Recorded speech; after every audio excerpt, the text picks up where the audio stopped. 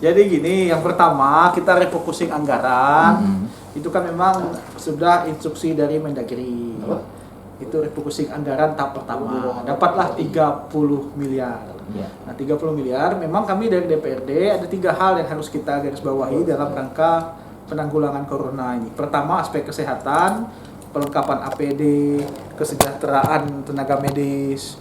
Itu yang pertama. Kemudian yang kedua adalah dampak ekonomi. Dampak ekonomi itu orang yang menganggur.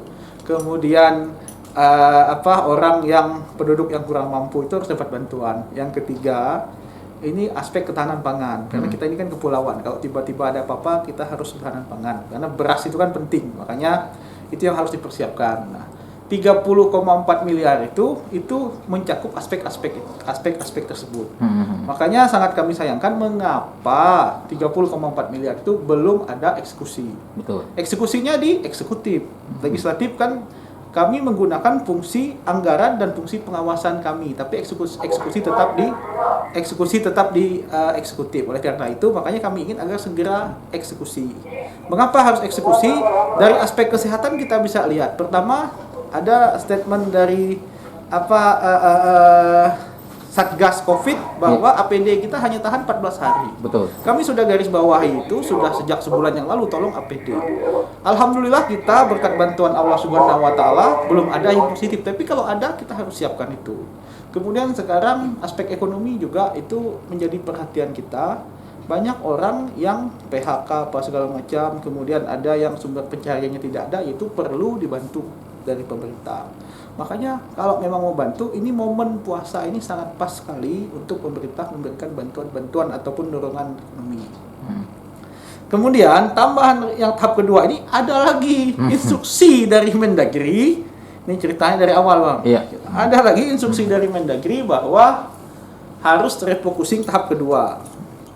Dilakukan lagi. Nah, makanya ini yang pertama saja belum, ya kan? Yang kedua ini sudah, sehingga ya sayang sekali kan. Harusnya yang ke satu sudah jalan, nah baru yang kedua dibahas. Tapi memang ini sudah peraturan harus segera dibahas dan ada deadline. Makanya dibahas dan saya tidak tahu angkanya berapa karena kami belum juga mendapat laporan itu. Tapi yang pasti Pemda sudah melakukan itu. Kalau kami kuncinya segera eksekusi karena masyarakat banyak yang menunggu. Tenaga medis juga banyak menunggu dan mengeluh kekurangan alat pelindung diri mereka. Mungkin itu, Pak. Terus sekarang selama ini yang dilakukan dari legislatif terhadap eksekutif apa aja, Pak? Nah, ini memang kami ini kan bukan eksekutor. Kami sudah berapa kali, kami bersurat sudah pernah, rapat sudah 4 kali. Yang kami minta agar segera eksekusi. Tapi kan tidak bisa kita kan, karena kekuatan kami tidak sampai untuk eksekutor tidak ada.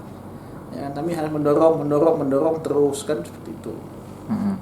Dan kemudian ini udah masuk ke pembahasan pergeseran dana yang kedua, sementara dana satu itu gimana, Pak? Ya itu karena memang wajib, Pak, karena ada dari Kemendagri bahwa harus diselesaikan tanggal 24 April kalau tidak salah. Nah, dan ini sistemnya darurat, itu pembahasannya itu di Pemda, Pak. Jadi memang karena ini hanya pergeseran tidak perlu persetujuan DPRD.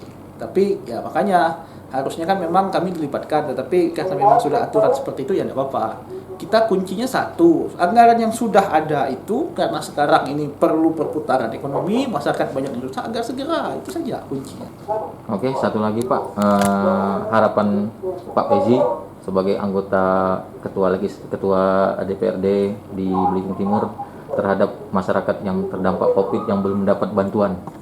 Nah, itu makanya saya bilang tadi, pertama pendataan dari Pemda itu penting.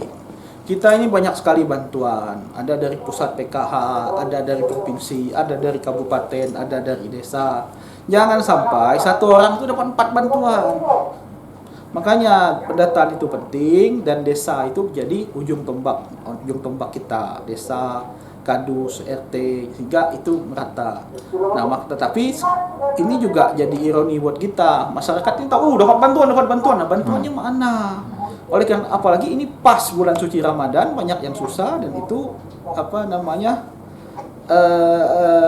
seharusnya cepat disalurkan. Makanya kuncinya saya, ayo dong tolong agar bantuan-bantuan itu secepatnya. Walaupun kita tahu ini uang negara, ini ada aturannya, ya tapi kan bisa dilaksanakan dengan cepat. Karena kasihan juga masyarakat kita ini kan sudah menunggu. Dan sekarang ini kehidupan semakin susah. Bapak Pezi sendiri, kalau masyarakat mengadu langsung ke Pak Pezi siap untuk menerima aduan dari masyarakat.